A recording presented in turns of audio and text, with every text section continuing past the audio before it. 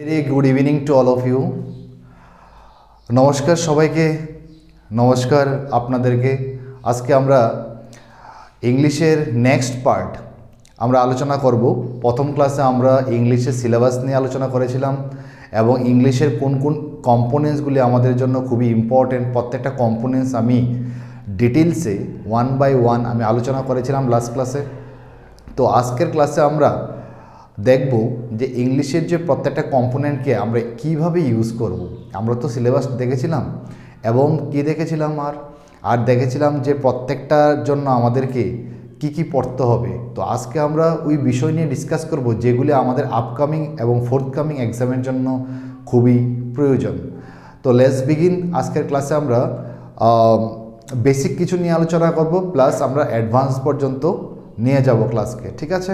তো আজকে আমরা পার্ট অফ স্পিচ থেকে শুরু করব এবং পার্ট অফ স্পিচ আমাদের ইচ অ্যান্ড এভরি এক্সাম, যে কোনো এক্সামের জন্যই আমাদের পার্ট অফ স্পিচ খুবই ইম্পর্টেন্ট। তো পার্ট অফ স্পিচ আপনাদেরকে বুঝতে হবে, পাশাপাশি আপনাদেরকে প্র্যাকটিসও করতে হবে। কারণ যদি আমরা প্রত্যেকটা কনসেপ্ট ভালো করে না বুঝি, প্রত্যেকটা কনসেপ্ট যদি আমরা ডিটেলসে না পড়ি, তাহলে আমাদের এক্সাম ক্র্যাক করা ইজি হবে না। তার জন্য প্রত্যেকটা কনসেপ্টকে, প্রত্যেকটা ডিটেলিংকে আপনারা বোঝার চেষ্টা করবেন, ঠিক আছে। তো মাই ফ্রেন্ডস, তো লেটস বিগিন। তো আজকের ক্লাসে আমরা দেখব যে নাউন থেকে শুরু করব, কারণ আমরা part of speech is playing very important role for each and every exam. এবং পার্ট অফ স্পিচ সম্পর্কে যদি আমাদের ভালো নলেজ থাকে, that means you can easily crack the exams. Why? কারণ যখন ধরো আমরা কোনো সেন্টেন্স লিখলাম এবং প্রত্যেকটা সেন্টেন্সের যখন প্রত্যেকটা ওয়ার্ডকে, আমি কী বলছি, প্রত্যেকটা সেন্টেন্সের প্রত্যেকটা ওয়ার্ডকে যখন তুমি ক্লাসিফাই করতে পারবে অ্যাকর্ডিং টু গ্রামার, যখন আমরা ক্লাসিফাই করতে পারবো, যেমন আমি একটা সেন্টেন্স লিখছি, হি ইজ আ বয়, ঠিক আছে, হি ইজ এ বয়।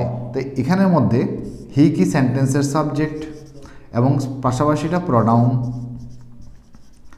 ইজ হচ্ছে সেন্টেন্সের মধ্যে লিঙ্কিং ভার্ব, তো এটাকে আমরা মেন ভার্বও বলতে পারি, ঠিক আছে কি না।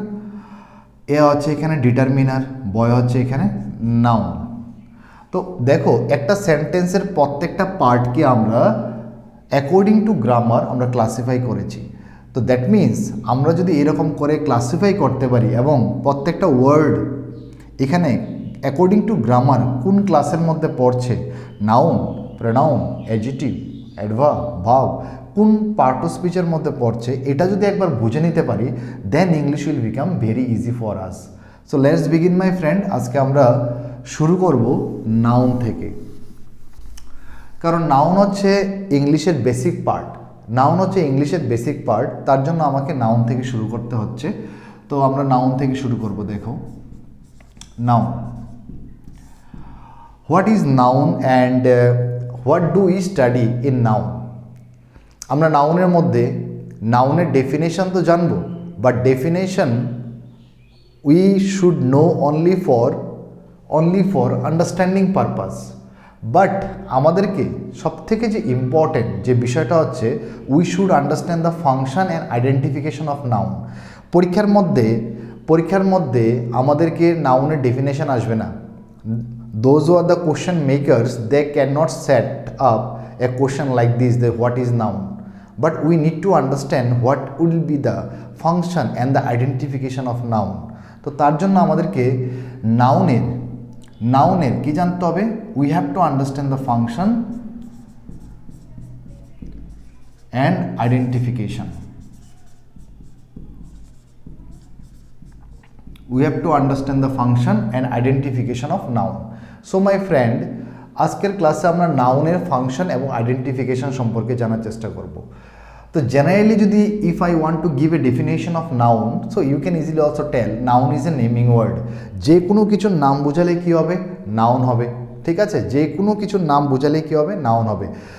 তো এখন আমার সামনে যা যা তোমরা দেখতে পাচ্ছ, বোর্ড দেখতে পাচ্ছ, এখানে তুমি মার্কার দেখতে পাচ্ছ, এভরিথিং যা যা তোমার চোখের সামনে, ইভেন তোমার ঘরের মধ্যে তোমার চোখের সামনে তুমি যা যা দেখতে পাচ্ছ, এভরিথিং কী হবে, এখানে নাউন হবে।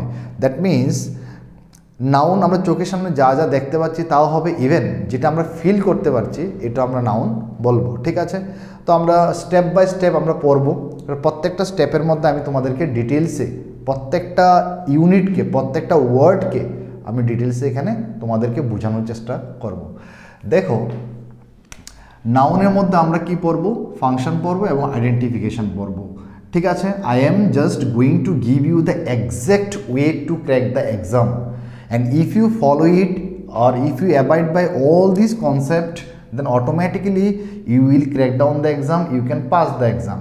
So it would be my ambition that you should select in the examination. Okay, I am not coming here to make you a great English speaker. I am coming here to crack the exam. If you crack the exam, that means you will be satisfied. So that's why my friend, তো আমাদের কি জানতে হবে? Number 1 function সম্পর্কে অবগত হতে হবে, number 2 হচ্ছে আমাদের আইডেন্টিফিকেশন সম্পর্কে আমাদের জানতে হবে। তো আমরা প্রত্যেকটা জিনিসকে আমরা আলোচনা করছি। দেখো, তো অ্যাকর্ডিং টু ফাংশন অনুযায়ী আমরা নাউনকে আমরা বা ফাংশনকে আমরা 4টা টাইপে আমরা ডিভাইড করব। নাম্বার 1 হচ্ছে subject of a verb, subject of a verb. Number 2 function হচ্ছে object of a transitive verb.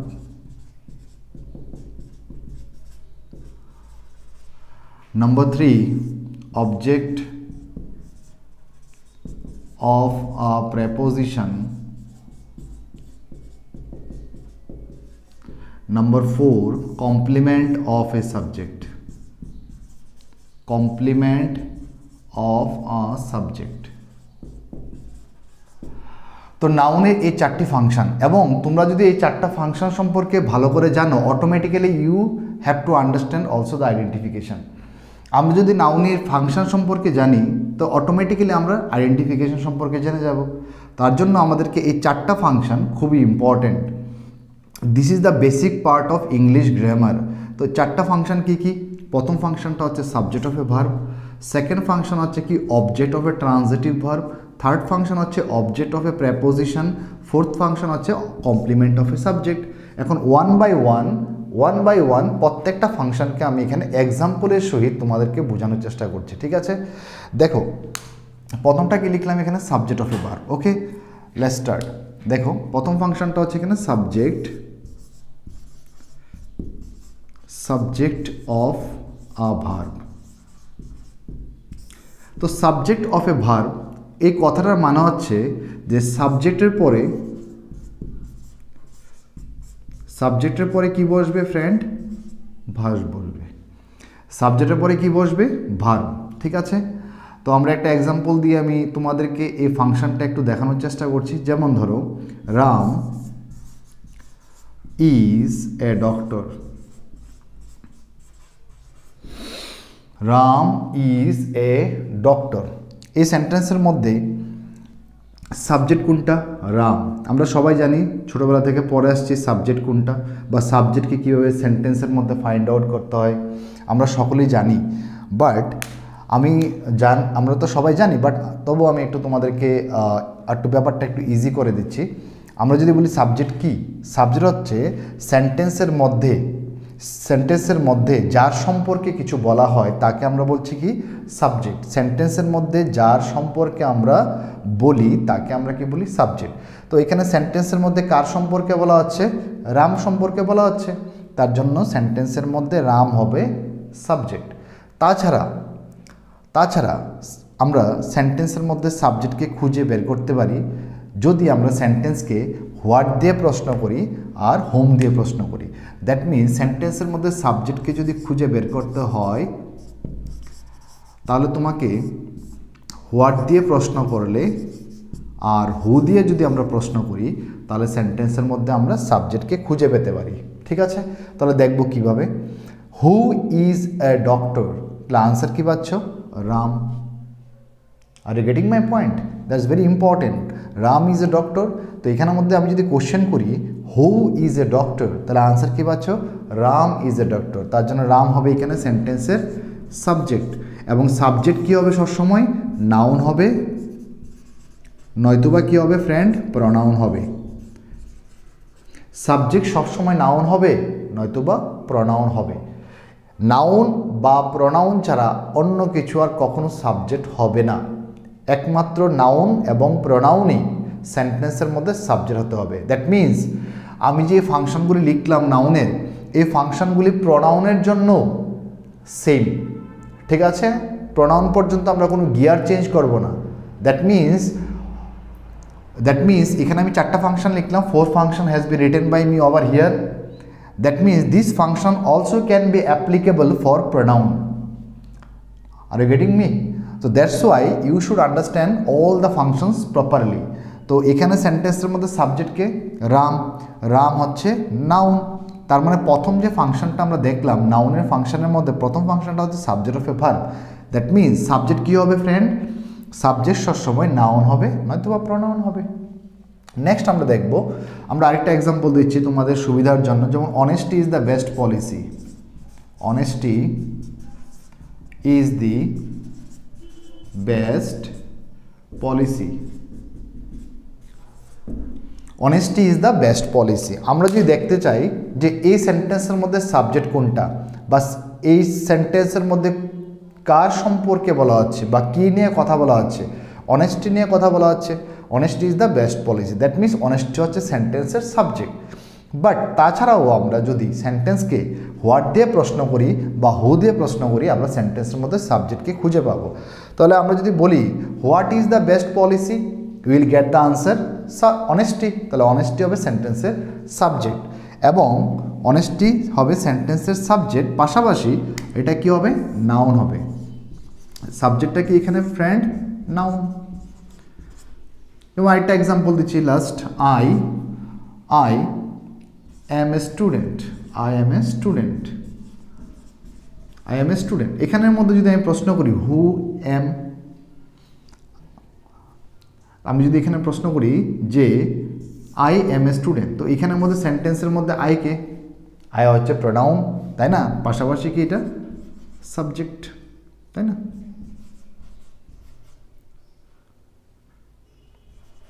তাহলে আশা করি তোমরা বুঝতে পারছো, তাই না? তাহলে আই এম এ স্টুডেন্ট বা হি ইজ এ স্টুডেন্ট, আমরা যদি বলি হি ইজ এ স্টুডেন্ট, আমরা বন্ধুরা অনেক এক্সাম্পল দেব, পড়তে পড়তে তোমরা ইজিলি বুঝতে পারবে। It can be very easy for you, ঠিক আছে? If you want to learn from bottom of your heart. Okay, he is a student, এখানে আমরা দেখছি হি ইজ এ স্টুডেন্ট, তাহলে এখানে হি কি? সেন্টেন্সের সাবজেক্ট এবং সাবজেক্টটাকে এখানে pronoun. Who is a student, তাহলে আনসার পাচ্ছি কি? হি ইজ এ স্টুডেন্ট, তাহলে হি হচ্ছে সেন্টেন্সের সাবজেক্ট। তাহলে আমরা প্রথম ফাংশনটা বুঝতে পারলাম যে সেন্টেন্সের সাবজেক্ট সবসময় কী হবে? নাউন হবে নয়তো বা প্রোনাউন হবে। সেকেন্ড ফাংশনটা আমরা দেখব object of a transitive verb. Object of a transitive verb আমরা এখানে লিখছি, দেখো object of a transitive verb.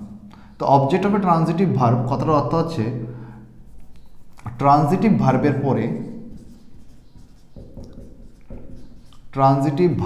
পরে কি বসবে? অবজেক্ট বসবে। ট্রানজিটিভ ভার্বের পরে কি বসবে? অবজেক্ট বসবে। এখন আমি একটা এক্সাম্পল লিখছি এখানে, দেখো আমি যদি বলি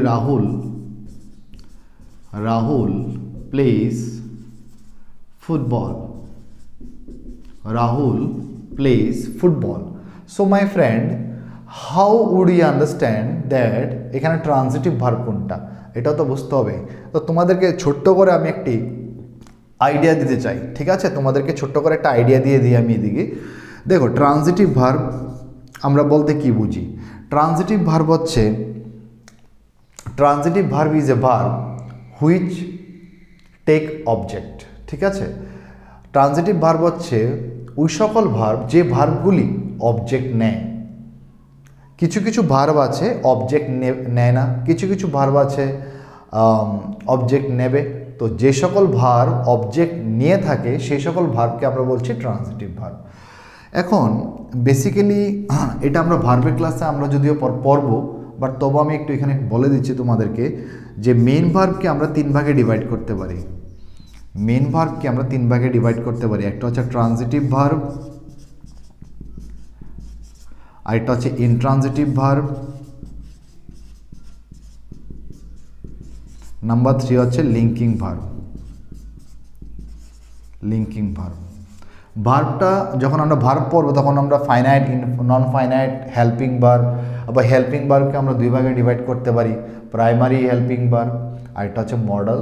তো এগুলো আমরা পড়বো পরবর্তী সময় যখন আমরা ভার্ব পড়বো। বাট আপাতত আমি একটু বলে দিচ্ছি, ভার্বকে মেইন ভার্বকে আমরা তিন ভাগে ডিভাইড করতে পারি, ট্রানজিটিভ, ইনট্রানজিটিভ, এটা হচ্ছে লিঙ্কিং। তো ট্রানজিটিভ ভার্বের পরে কি বসবে? অবজেক্ট বসবে। ইনট্রানজিটিভ ভার্বের পরে কি বসবে না? অবজেক্ট বসবে না, মানে no object, no object. Intransitive ভার্বের পরে অবজেক্ট বসে না। বাট লিঙ্কিং ভার্বের পরে কি বসে? কমপ্লিমেন্ট। লিঙ্কিং ভার্বের পরে বন্ধুরা কি বসে? কমপ্লিমেন্ট। আর কমপ্লিমেন্ট কি হতে পারে? কমপ্লিমেন্ট নাউনও হতে পারে, অ্যাডজেক্টিভও হতে পারে। কমপ্লিমেন্ট নাউনও হতে পারে, অ্যাডজেক্টিভও হতে পারে। ওকে, তো সেন্টেন্সের মধ্যে আমি বলেছি যে ট্রানজিটিভ ভার্বের পরে কি বসে? অবজেক্ট বসে।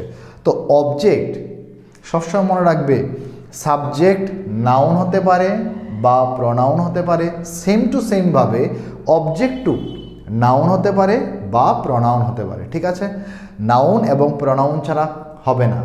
সাবজেক্ট নাউন বা প্রনাউন হবে, সেম টু সেমভাবে অবজেক্ট টু নাউন বা প্রনাউনই হবে।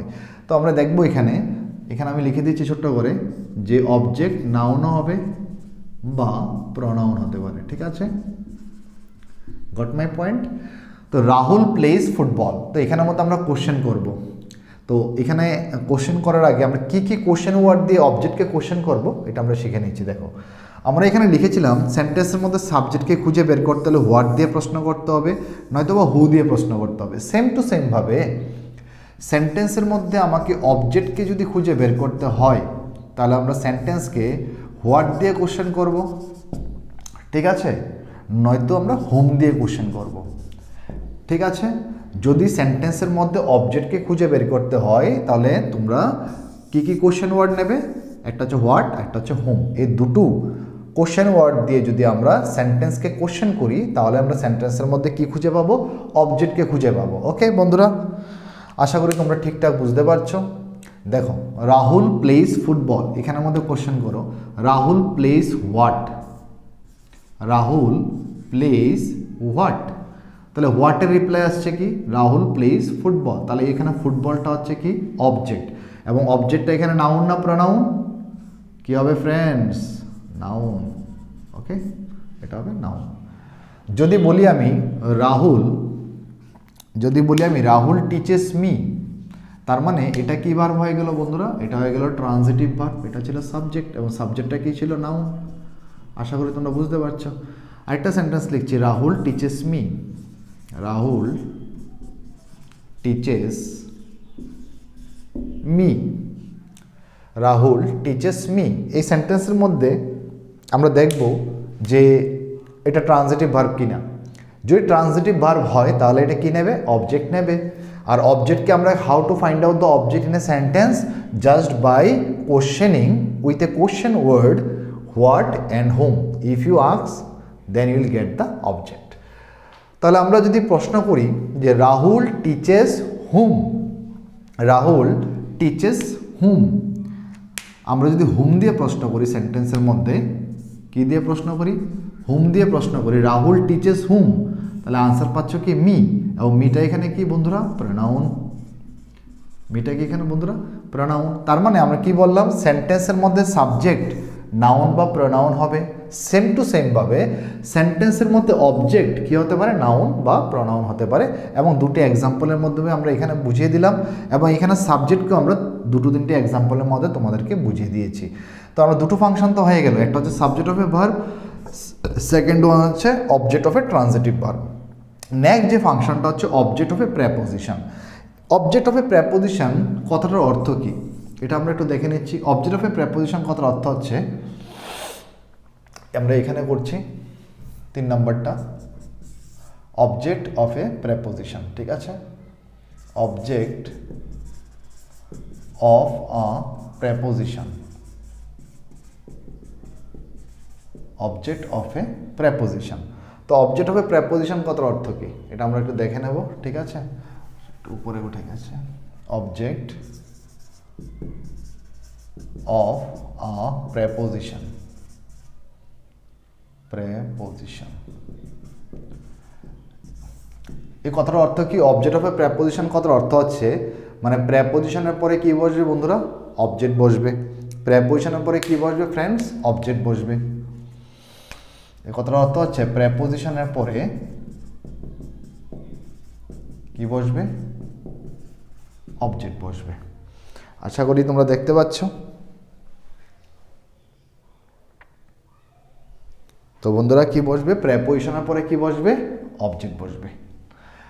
তো আমরা এটা এখন দেখে নেব যে কিভাবে বসবে। ঠিক আছে, আমি যদি একটা সেন্টেন্স লিখি এখানে, ঠিক আছে, আমি যেটা সেন্টেন্স লিখি, সাপোজ ধরো Rahul is playing cricket, Rahul is playing cricket for India. আমরা একটা সেন্টেন্স লিখলাম, Rahul is playing cricket for India. এখন তোমরা দেখো এই সেন্টেন্সের মধ্যে প্রেপোজিশন কোনটা।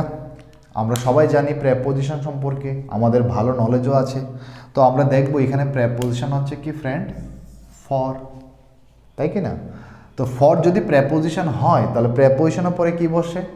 অবজেক্ট বসে। এবং অবজেক্ট কি হবে? নাউন বা প্রোনাউন হতে পারে। তো আমরা দেখব কি এখানে ইন্ডিয়া কি? ইন্ডিয়া হচ্ছে এখানে নাউন এবং এটা অবজেক্ট, তাই না? এবং অবজেক্ট নাউন বা প্রোনাউন হতে পারে। তো আমরা দেখে নিলাম। তো প্রথম ফাংশনটা হচ্ছে সাবজেক্ট কী হবে? নাউন বা প্রোনাউন হবে। তারপরেরটা পড়েছিলাম আমরা যে ট্রানজিটিভ ভার্বের পরে অবজেক্ট বসে, তো অবজেক্টও কী হবে? নাউন বা প্রোনাউন হবে। দেখো এখানে প্লেইংটা যদি আমি প্রশ্ন করি হু ইজ প্লেইং ক্রিকেট, তাহলে বলছে রাহুল। রাহুল কি? সাবজেক্ট প্লাস নাউন, তাই কি না? রাহুল ইজ প্লেইং হোয়াট, তাহলে আনসার হচ্ছে কি? Cricket. Rahul is playing what, তাহলে ক্রিকেট। ক্রিকেটটা এখানে কী হবে বন্ধুরা? নাউন হবে। এবং এটা কার নাউন হবে? এটা হচ্ছে ট্রানজিটিভ ভার্বের কি হবে? অবজেক্ট হবে। এটা ট্রানজিটিভ ভার্বের অবজেক্ট। তাহলে অনেকে প্রশ্ন করে স্যার ইজটা কি? তাহলে তুমি এখানে বলেছো ইজটা হচ্ছে এখানে লিঙ্কিং ভার্ব। তাহলে আমরা লিঙ্কিং ভার্ব সম্পর্কে পড়বো। আমরা যখন ভার্বের ক্লাস পড়বো তখন আমরা লিঙ্কিং ভার্ব সম্পর্কে ডিটেলসে আলোচনা করবো বন্ধুরা, ডিটেলসে আলোচনা করবো, তোমরা ভয় পাবে না, ঠিক আছে? লিঙ্কিং ভার্ব কি, ইন্ট্রানজিটিভ কি, ট্রানজিটিভ কি, সব বিষয়গুলি আসবে। বাট আপাতত এখন দেখে নাও ইজটা হচ্ছে এখানে হেল্পিং ভার্ব। কী ভার্ব? Helping verb. আর প্লেইংটা হচ্ছে এখানে কী ভার্ব? Main verb. আর ক্রিকেটটা হচ্ছে কি? ট্রানজিটিভ ভার্বের অবজেক্ট। আর ইন্ডিয়া হচ্ছে প্রেপোজিশনের পরে যে অবজেক্টটা আমরা নিলাম এটা হচ্ছে প্রেপোজিশনের পরে অবজেক্ট আমরা বসালাম, ঠিক আছে? I think all of you understood all the concept, ঠিক আছে? তো আমরা এতক্ষণ পর্যন্ত যে তিনটে ফাংশন আলোচনা করলাম তোমরা এগুলি বুঝতে পেরেছ। লাস্ট ফাংশন কি? Complement of a subject. Complement of a subject কথার অর্থ হচ্ছে, আমি এখানে লিখছি complement of a subject. Complement of a সাবজেক্টের কথার অর্থ কি? কমপ্লিমেন্ট অফ এ সাবজেক্ট কথার অর্থ হচ্ছে যে সাবজেক্টের পরে কি বসে ফ্রেন্ডস? ভার্ব বসে। আর ভার্বের পরে কি বসবে? কমপ্লিমেন্ট বসবে, ঠিক আছে? সাবজেক্টের পরে কি বসে? ভার্ব বসে। ভার্বের পরে কি বসবে? কমপ্লিমেন্ট বসবে। সবসময় মনে রাখবে কমপ্লিমেন্ট নাউনও হতে পারে বা অ্যাডজেক্টিভও হতে পারে। কমপ্লিমেন্ট নাউনও হতে পারে, অ্যাডজেক্টিভও হতে পারে। তো আমরা সেন্টেন্সের মধ্যে দেখে নিচ্ছি কীভাবে, ঠিক আছে? দেখো আমি যদি বলি Rahul is a professor, Rahul is a professor. তো এই সেন্টেন্সের মধ্যে আমি যদি প্রশ্ন করি, দেখো আচ্ছা complement of a subject. Complement তো আমরা বুঝি পুরো বাংলাতে। তো এখানে দেখো আমরা এখানে রাহুল ইজ এ প্রফেসর লিখেছি। তো কমপ্লিমেন্ট কখন বসে এটা আমাদেরকে জানতে হবে। সবসময় মনে রাখবে কমপ্লিমেন্ট লিঙ্কিং ভার্বের পর আমরা কি বসাবো? কমপ্লিমেন্ট বসাবো। অলওয়েজ ইউ রিমেম্বার, আমরা কি রিমেম্বার রাখবো, কি মনে রাখবো যে লিঙ্কিং ভার্বের পরে কি বসবে? সবসময় কমপ্লিমেন্ট বসবে। আচ্ছা লিঙ্কিং ভার্ব কী কী আছে আমরা একটু জেনে নিই, ঠিক আছে? লিঙ্কিং ভার্ব কী কী আছে দেখো। সেন্টেন্সের মধ্যে যখন দেখবে ইজ, এম, আর প্রেজেন্টে, আর যদি কি পাস্টে কি থাকে ওয়াজ এবং ওয়ার।